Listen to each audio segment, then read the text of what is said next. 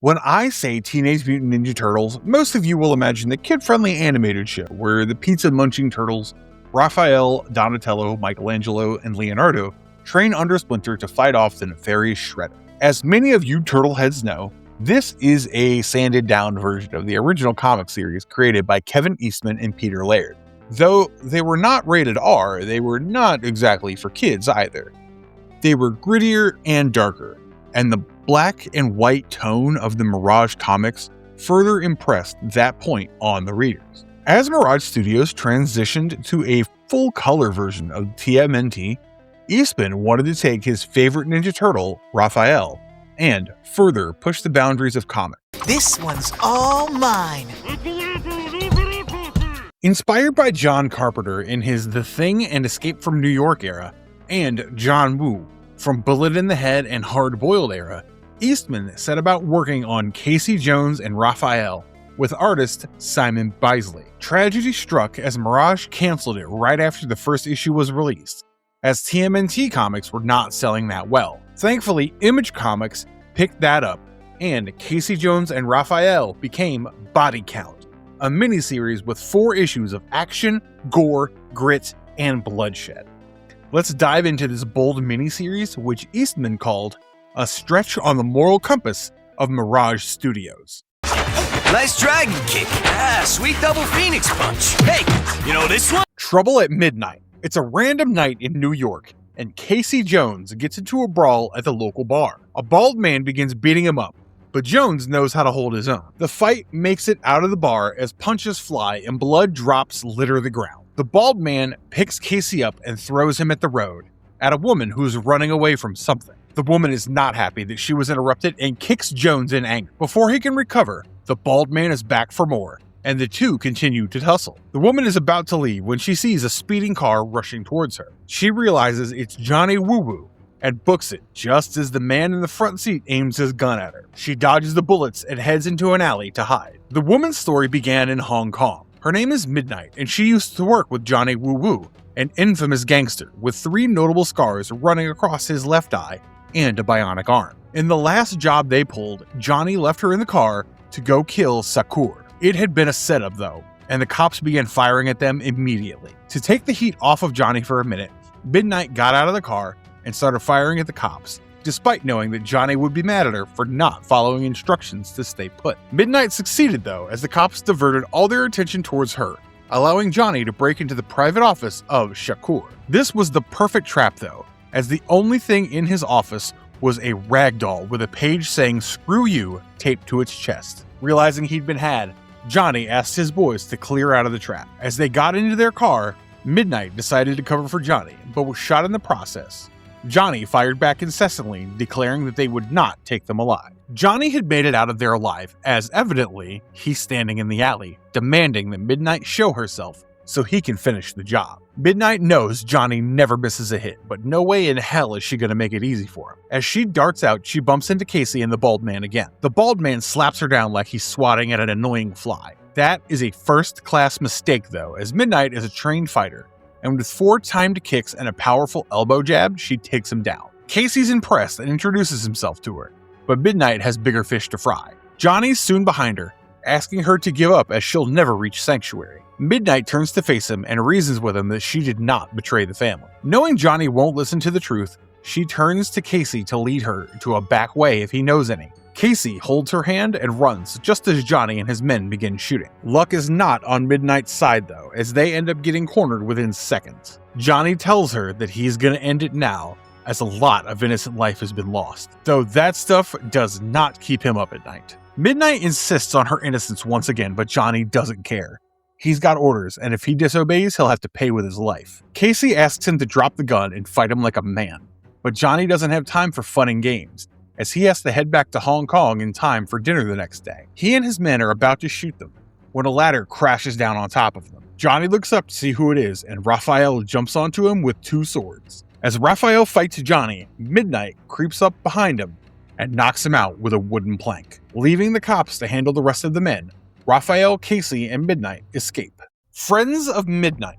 As morning dawns, Midnight enjoys the quiet of the city by the seashore and tells Raphael and Casey that she's in trouble with the mob. She offers them money in exchange for getting her to Pittsburgh, where her friend will surely help her find sanctuary. Raphael is thrown off by hearing the word mob and refuses to take any blood money. Casey demands to know what she did in the mob, and when she tells him that she was just a getaway driver who did not know anything, Casey decides to help her. He always had a hard time refusing to help someone with beautiful eyes like hers. Raphael sticks his tongue out at Casey's decision, but joins them anyway. They first head to Grand Central Station in leftover Halloween outfits to pick up Midnight's bags. As soon as she gets her bag from the lockers, bullets begin to rain down, indicating that Johnny's caught up with them. As people begin to drop like flies around them, Midnight opens her bag and gives a gun to Raphael while arming herself with a machine gun. Raphael has a hard time getting his big-ass finger into the trigger guard, so he abandons the gun for a much more suitable weapon, a grenade. He unpins it, puts it in a hot dog cart, and wheels it at the villains, creating a loud explosion. The trio flees from there by stealing a Jeep. Meanwhile, Detective Choi lands in John F. Kennedy Airport with his enforcer Hector, a large buff man. A local detective is waiting for him, and without any niceties or greetings, Choi demands a squad car, backup, and the mayor on a call. Raphael bellyaches about going to Pittsburgh in a stolen car, and it's not in the least trusting of Midnight. Midnight is drowning in worries of her own as she's afraid Casey and Raphael will end up dead because of her. As they stop at a gas station, Johnny arrives, guns ablazing. Casey floors it as Midnight aims at the gas pumps and blows them up. Johnny and his men survive the explosion, and Raphael, having had enough, takes one of Midnight's guns, breaks the trigger guard, and starts firing at the cars. Midnight helps by throwing grenades at them too. Johnny survives as the car veers off the road but lands on a truck. In a local police station, Choi gives Detective O'Brien all the photos he has of Johnny Woo Woo and his trademark Glocks. News has already spread of the exploded gas station, and Choi tells O'Brien that every minute Johnny spends breathing, someone is gonna die. Choi is the only one savvy enough to catch him, but O'Brien is not ready to take orders from a man he just met. Thankfully, he doesn't have to, as the news reaches FBI and Agent Bode takes him off the case while assigning it to Detective Choi. Johnny had been given the hit on Midnight by his boss, Dong, who had received a tip that she was the reason the attack on Shakur had gone so wrong. Johnny did not believe it, as he had seen her get shot, but Dong told him that the cops had planned a non-fatal shot to make it look believable. Though reluctant, Johnny had agreed to take Midnight out. Our heroic trio arrive in Pittsburgh in front of Club Dead, an exclusive joint. A man pulls a gun on Midnight and she tackles him down before sending him off to call her friend Courtney. Within moments, Courtney welcomes her in, surprised that she's so late. Midnight wastes no time getting to the point. She needs sanctuary, and she needs it now. Courtney's a little hesitant about giving her sanctuary as she doesn't want her turf to become Johnny's playground. Johnny, by the way, is already at the door of Club Dead, killing the bouncers to let himself inside. He and his men begin shooting every single man in the club. One of them makes it upstairs to the room where Courtney's in and tells her that someone's shooting up the whole place. Courtney asks the three to escape through the roof and meet her in 2 hours in their usual spot.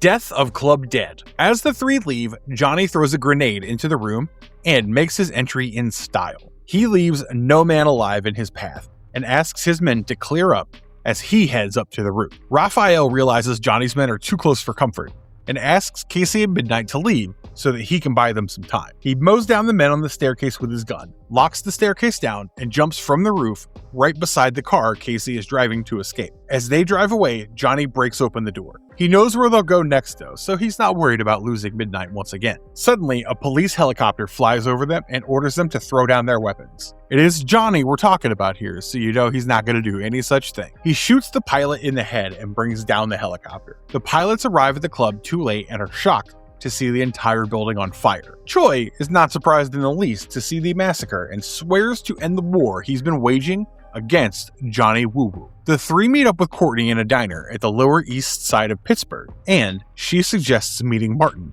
a mysterious man who might help them. The cops hear about it from an alley nearby and recognize Martin as someone who has relationships with investors in Hong Kong. While this is going on, Dong gets the scoop that his plan is in motion, and he is soon going to be the only ruler of the entire underworld. As they drive to Martin's, Midnight wonders if she's ever going to get what her heart truly craves: peace and freedom. They arrive at the place, an abandoned church, where Martin has made his home and headquarters. Martin greets them with the patience and calmness of someone who knows everything that has come to pass and everything about to happen. He tells Midnight that she'll get sanctuary there, but they'll have to fight first though. The three are led into a room full of guns and other weapons.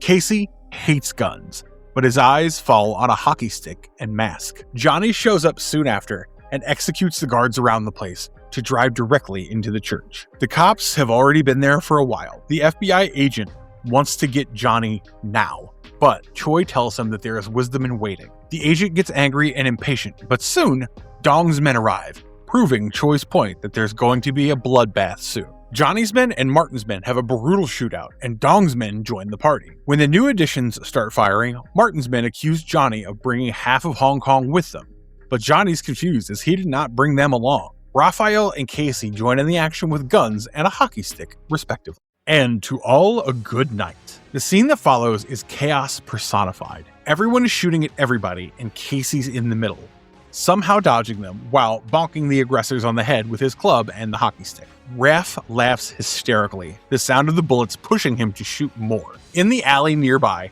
the FBI agent tells Choi that he'll take over now, but Choi does not want Johnny to slip through his hands once again. He tells Hector just one word: subdue, and Hector lets his fists fly towards the agent's face. The crazy shooting turtle catches the eye of Johnny. He pushes his hand through the bullet wound of a dead body, hides behind it, and shoots Raphael. Casey clocks it first and jumps in front of Raphael. Raphael screams in anguish as his friend falls unconscious. Midnight rushes in front of Johnny and asks him to stop. Since it's between the two of them, she asks him to stop the culling of innocent lives. She tells him that the night of the setup, she had lost her lover Lee. Johnny is surprised that she was dating someone so pathetic, but sticks to the matter at hand and asks her why she brought the Dong boys here. Martin reveals that he is the one who brought Dong's men there. He and Lee had been in talks to make some changes that would improve business, but Dong had found out about it. To protect himself from Dong, Martin had formed the Sanctuary. According to the unified rule of the Sanctuary, there would be no wars and no hits. Any problem would be solved in the arena,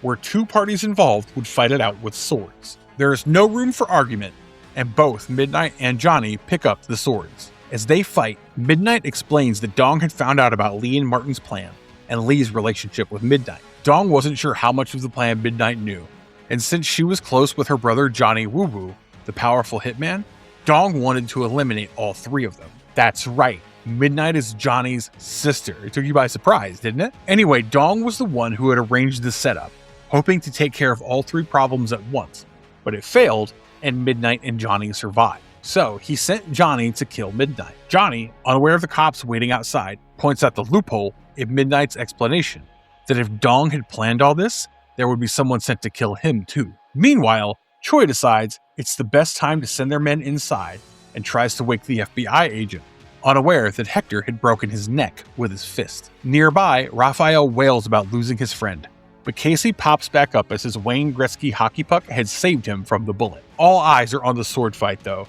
as it nears an end, with Johnny pressing his blade against Midnight's throat. She tells him that it's all Dong's doing and that he gets fatter and richer if they all die. Saying that, she drove her sword through his chest and told him that they are both history. Johnny lets go of his sword and grabs his sister to say "I love you." He jams the sword further into him using Midnight's body. As he falls down lifeless, Midnight holds onto him and tells him that she loves him. Johnny finally found his sanctuary. Martin then declares everyone who is not on his side to be killed. His men immediately point their guns at Raphael and Casey, but Raphael talks Martin out of it by reminding him that he's still in his sanctuary. Martin changes his mind and sends everyone out. He turns on the explosive in the church and runs out as well. Outside, Choi and Hector get knocked off their feet by the explosion, but Choi realizes Johnny's dead as his bionic arm lands next to him. Casey and Midnight, watching the explosion from a safe distance, kiss each other. Midnight tells Casey that she can't yet be the girl for him, and leaves with Martin for a bigger, better deal. Back in Hong Kong, Dong eagerly awaits the confirmation of Johnny, Midnight, and Martin's death. Instead, he gets a parcel from Choi that contains Johnny's bionic arm. 2 days later, Raphael and Casey head up to a hot dog stand, glad that they're both still together and grateful for each other's friendship. As they walk away, the men running the hot dog stand, who are none other than Choi and Hector, wonder if those two look familiar. Choi and Hector plan to sell enough hot dogs and move to Mexico, but they're both aware that if they were found out, Martin, Dong, or the FBI would surely kill them. Meanwhile, Raphael and Casey head home to New York City. I am so gonna enjoy this. Not that complicated a story, Body Count is for you if you like an action-filled and blood-spattered comic book. I can't say I enjoyed it a lot, though. I'm not one of those grammar Nazis, but there are so many typos in this miniseries that I kept getting the story confused. Raphael's wisecracks make up for it, though. The art style has that dirty punk rock style to it, and the expressions Raphael has throughout the comic book are delightful. I cannot leave before telling you my favorite ones. Raphael's crazed expression while shooting the guns, and him sticking his tongue out while he sees his friend kissing Midnight, should be framed if you ask me. I wish I could say more about the story, but it was pretty straightforward and lacked a lot of emotional depth. What did you think of Body Count? Let me know in the comments below, and if you liked the video, smash that thumbs up, subscribe, and ring that bell icon. We'll soon be back with more awesome stuff, and until then, bye-bye!